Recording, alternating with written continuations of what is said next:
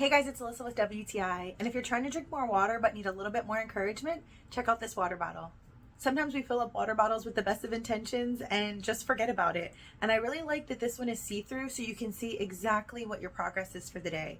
There's two different sides, so if you want to go by the timestamp and see how you're doing, you can definitely use that for some encouragement. And on the other side, it's marked by the amount, so if you have a specific goal you're trying to reach, you can see that too. The straw makes it really easy to drink out of, and I love the straw cover. It keeps your straw free of germs and debris while you're out in public, but also if you're carrying it around with you in the car or even in the house, if you knock it over, it's not going to spill on you.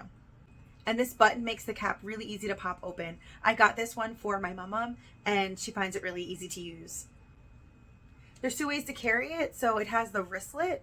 You can carry it like that, or if you just want to carry it by the clip, you can also clip it onto your backpack or purse or anywhere you'd like to carry it. So if you're looking for a water bottle that's going to keep you on target with your hydration goals, check this one out. We love it. I think you will too.